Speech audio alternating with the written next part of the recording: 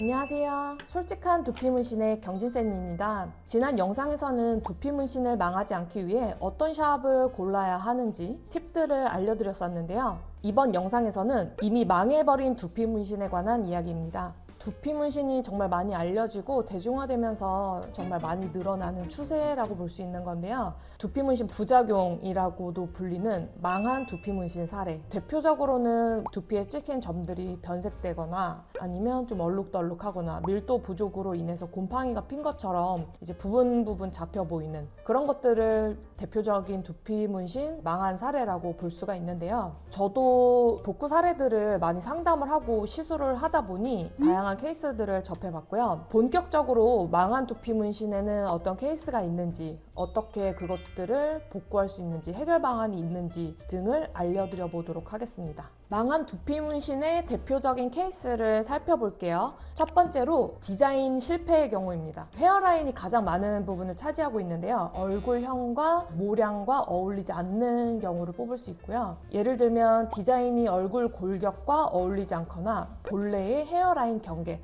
경계가 여기 있다면 뭐 더 그걸 넘어서 아니면 그거에 미치지 못해서 그렇게 어우러지지 못하게 디자인된 경우, 어색하게 정말 티가 확 나게 되거든요. 지금 사례로 사진을 먼저 보시면 이 고객님 같은 경우에는 저한테 지금 복구 작업으로 상담을 와주셨던 분인데 원래는 삭발을 하고 삭발 디자인을 한 케이스예요. 근데 점까지 너무 진하게 찍혀 있는 거죠. 사실 이게 그냥 삭발을 꾸준히 하셨으면은 그닥 문제가 되지 않으셨겠지만 이분 같은 경우에는 보시면 아시겠지만 머리띠 위로 솟아오른 모량이 이미 충분하신 분이에요. 그래서 저였다면 삭발을 굳이 권하지는 않았을 것 같아요. 왜냐하면 이 정도 모량을 갖고 있으신 분은 나중에라도 마음이 변할 수가 있거든요. 언제라도 다시 머리를 길러볼까? 이런 생각으로 바뀔 수가 있기 때문입니다. 그러면 삭발로 다녔을 때는 이 디자인이 결코 문제가 되지 않지만 다시 머리를 길렀을 경우에는 보시는 바와 같이 그냥 망한 헤어라인이 되는 거죠.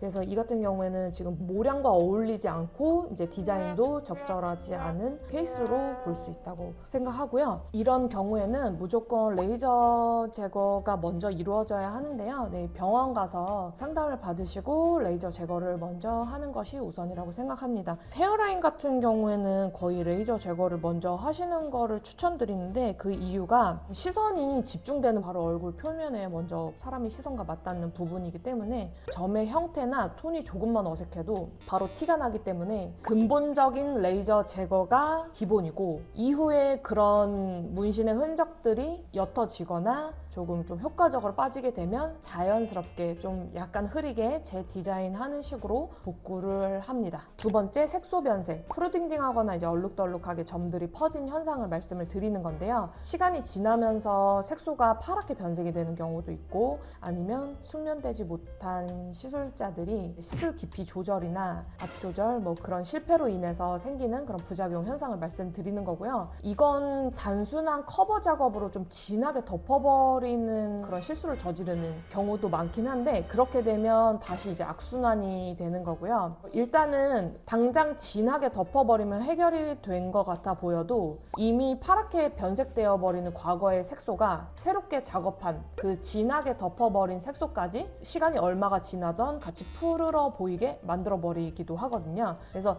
이렇게 추후에 어떻게 변질이 될지 모르기 때문에 그냥 단순하게 커버하는 거는 저는 정말 위험한 작업이라고 생각을 하고 이분 같은 경우에 색소가 파랗게 변질된 것도 그렇고 밀도 부족 현상이 좀 보이죠. 게다가 지금 헤어라인 모양을 보시면 디자인까지 잘못됐죠.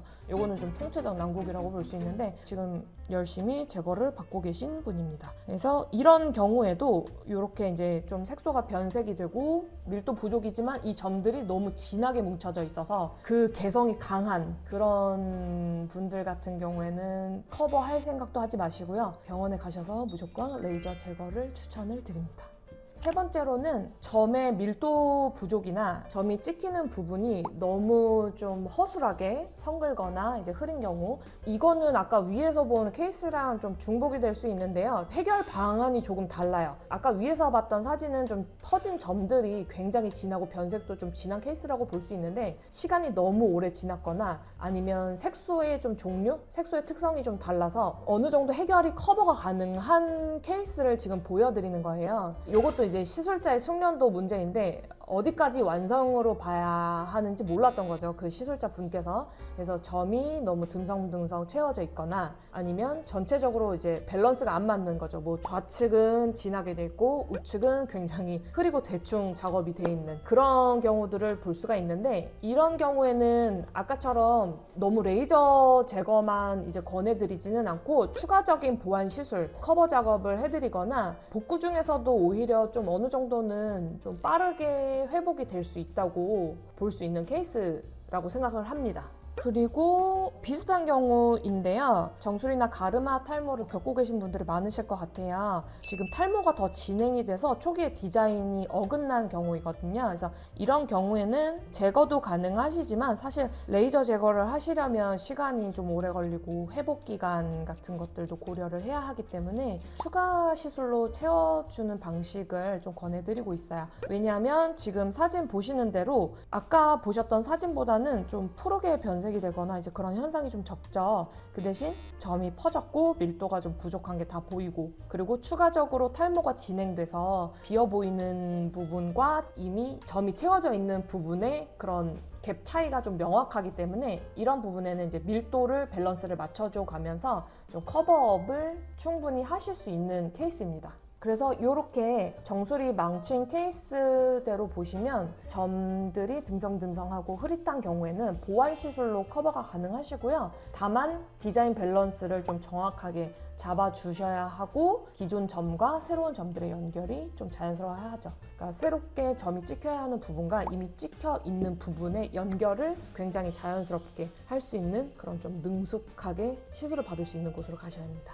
네 번째로는 색소 퍼짐 현상을 둘 수 있는데요. 사진에서 보시는 것처럼 수채화처럼 번진 듯한 느낌이죠. 이것도 뭐 역시 시술자의 숙련도 부족, 그런 걸 뽑을 수 있고, 사실 기름기가 굉장히 많이 도는 그런 지성 두피들에서도 좀 볼 수 있는 현상이긴 한데요. 어쨌거나 기본적으로는 시술자의 잘못이 있습니다. 그래서 퍼짐 정도와 색소의 진하기에 따라서 제거만 가능한지, 커버도 가능한지, 제거 후 커버를 해야 하는지 진하기를 보고 직접 상담을 하고 알 수 있는 케이스이고요. 지금 여기 보시면 이분은 지금 병원에서 모발 이식을 하시면서 두피 문신을 받으신 케이스인데, 이분 같은 경우에는 피부 깊숙이 색이 전달돼서 이제 색이 번졌다고 보시면 되고요. 제거 없이도 덮는 방식이 가능하시긴 한데 반드시 전문가의 진단 후 결정을 하셔야 하고, 경우에 따라 일부 제거 후 복구로 가는 것을 고려해 볼 수 있습니다. 근데 이분 같은 경우에는 좀 제거가 좀 빨리 되신 편이라서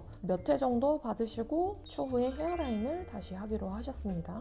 여기까지 망한 두피 문신의 사례와 그에 관한 해결 방안이 어떤 게 있는지 보여드렸는데요. 제가 드리고 싶은 말씀은 두피 문신 혼자 고민하지 마세요. 망했다고 해서 무조건 제거만이 답도 아니고요. 덮는다고 해서 다 해결이 되는 것도 아닙니다. 정확한 진단을 바탕으로 전문가에게 맞춤형 복구를 진행하셔야지 두 번 우는 일이 없으실 거고요. 후회 없는 결과가 나올 거라고 생각합니다.